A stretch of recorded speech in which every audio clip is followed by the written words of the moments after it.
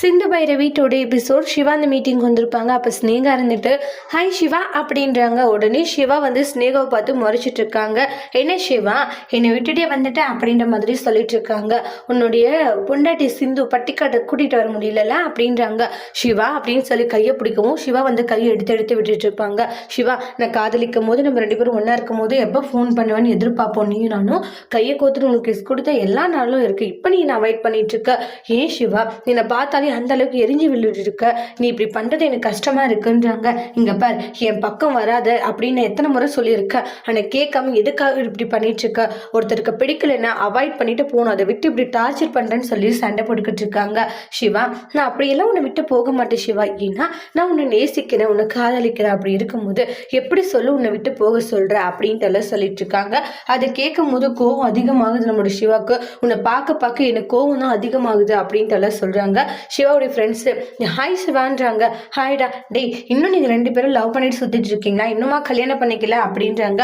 கூடிய சீக்கிரத்தில் கல்யாணம் பண்ணிப்போன்னு ஸ்னேகா சொல்கிறாங்க. அதுக்கு சிவா இருந்துட்டு இல்லை எனக்கு ஏற்கனவே வந்து கல்யாணம் ஆயிடுச்சு அப்படின்றாங்க. கல்யாணம் ஆயிடுச்சு ஆமாம், எப்படி கல்யாணம் ஆச்சுன்னு கேட்கவும் ஒன்றே ஸ்னேகா இருந்துட்டு அதுவா சேட்டிங் பண்ணி அந்த பொண்ணு கல்யாணம் பண்ணிக்கிறேன் சரியான பட்டிக்காடு அப்படின்ட்டு சிந்துவத்தை ரொம்ப இதாக சொல்லிட்டு இருக்காங்க. அதுக்கப்புறம் அவங்க ஃப்ரெண்ட்ஸ் அங்கேருந்து போனதுமே ஸ்னேகாவை திட்டிடுவாங்க.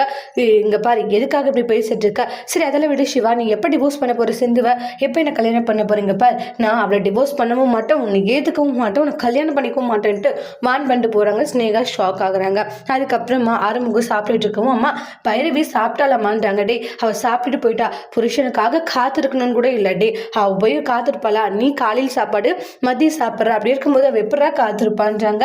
ஏமா அப்பாக்காக நீ காத்திருக்கலையம்மா. டே அப்படி சொல்லணும்னா போய் சொன்னேன். ஏமா நான் உன் அப்பா வரத்துக்குள்ள ஒரு சாப்பாடு சாப்பிட்ருவேன், அப்புறம் உங்கள் அப்பா மனசு கஷ்டப்பட்டு சாப்பிடாத மாதிரி இருந்து உன் அப்பா கூட சாப்பிடுவேன், அதனாலே உங்கள் அப்பா பாராட்டுவார். அம்மா நீ வேற லெவல், ஆனால் அப்பாவுக்கு உன்னுடைய பிளான் தெரியாது போயிடுச்சு பார்த்தியா அப்படின்றாங்க.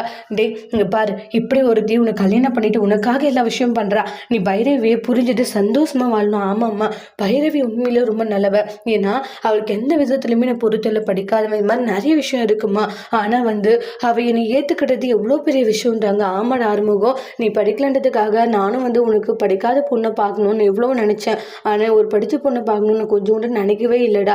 ஆனால் பைரவி அவ்வளோ படிச்சிருக்கா, உன்னை கல்யாணம் பண்ணியிருக்கா, அதை நினைக்கும் போது அவ்வளோ சந்தோஷமா இருக்கு. அது நம்ம வீட்டுக்காக நம்மளுக்காக எவ்வளோ விஷயங்களை பண்ணுறா. ஆமாம்மா அவளோட சந்தோஷம் எல்லாமே வந்து மறைச்சு அவள் நம்மளுக்கு எவ்வளோ விஷயங்கள் பண்ணுறா, ஆனால் அவள் சந்தோஷமா இருக்கலான்னு கேட்டால் தெரியலம்மா, ஆனால் இவ்வளோ எனக்காக செய்யலம்மா உனக்காக, ஏன்னா நீ நான் கஷ்டப்பட்டா நீ கஷ்டப்படலம்மா, அதனால பைரவி செய்கிறா, அவள் ரொம்ப நல்லவன்ட்டு பைரவியை பற்றி நிறைய விஷயங்களை சொல்கிறாங்க. பைரவி இதை கேட்டு பரவாயில்லே இவன் நம்ம மனசில் என்ன நினைக்கிறோம் நம்மளை பற்றியெல்லாம் கூட நினச்சி ஃபீல் பண்ணுறான் அப்படின்ற மாதிரி யோசிக்கிறாங்க. அதுக்கப்புறமா மறுபடியும் டாக்டர் ஒருத்தர் ஹாய் சிவா எப்படி இருக்கீங்க, நல்லா இருக்கேன் டாக்டர் அப்படின்வாங்க. ஸ்னேகாவும் வராங்க. அதுக்கப்புறம் உன்னுடைய ஒய்ஃப் எங்க கல்யாணம் ஆயிடுச்சுன்னு சொன்னாங்க, ஒரு பட்டிக்காடு அப்படின்ற மாதிரி ஸ்னேகா சொல்லவும் பட்டிக்காடா அப்படின்னுவாங்க. சிவா முறைச்சிட்டு இருக்காங்க. அப்புறம் ஹாய் டாக்டரே அப்படின்னு சொல்லிட்டு சிந்து வராங்க. சிந்து ரொம்ப அழகாக ரெட்டிட்டு வராங்க. சிவா அதை மறந்து பார்க்குறாங்க. அதுக்கப்புறமா நான் தான் சிவாவுடைய ஒய்ஃப் அப்படின்னு இங்கிலீஷ்லேயே சிந்து பேசுகிறாங்க. அப்படி அசந்து போகிறாங்க நம்முடைய சிவா. இதெல்லாம் பார்த்து ஸ்னேகா ஷாக் ஆகுறாங்க. ஸ்னேகா நீங்கள் ஒரு பட்டிக்காடுன்னு சொன்னாங்க, ஆனால் நீங்கள் ரொம்பவே இதாக இருக்கீங்க, சூப்பர். இல்லை என் டாக்டர் இதெல்லாம் சொல்லி கொடுத்தாங்க, பரவாயில்ல ரொம்ப அழகாக இருக்கீங்க சிவா, ரெண்டு பேருமே அந்த ஜோடி வேறு லெவலில் இருக்குன்றாங்க. இனிமேல் வந்து ஸ்னேகா ஒருத்தரை பற்றி இப்படி தப்பாக பேச வேண்டாம் தான் டாக்டர் வந்து ஸ்னேகாவை திட்டிட்டு போவாங்க. சரி நம்ம போய் ஃப்ரெண்ட்ஸை போய் பார்க்கலாமா அப்படின்னு சொல்லிட்டு கை கொடுத்துட்டு போகிறாங்க. எப்படி சிந்தோ எல்லாமே பைரவி கொடுத்த ஐடியா தான், உண்மையிலேயே நீ சூப்பராக இருக்கு அப்படின்ட்டாங்க. அதுக்கப்புறம் ரெண்டு பேரும் ரொம்ப சந்தோஷமாக பேசிட்டு இருப்பாங்க. பைரவி ஆறுமுகம் வாங்கி கொடுத்த நெகை பாலிஷ் தான் அப்படின்னு சொல்லிட்டு ஆசை வைப்பாங்க. பரவாயில்ல நெகை பாலிஷ் யாரை கேட்டு வாங்கினேன், எனக்கு பிடிச்சது கலர்ன்ட்டு, நான் ஒன்றுக்கா வாங்கலையே, இது என்னுடைய காயத்ரிக்காக வாங்கினோடனே பைரவி ஷாக் ஆகுறாங்க. அதோட இந்த எபிசோட் முடிச்சிருக்காங்க. தேங்க்யூ.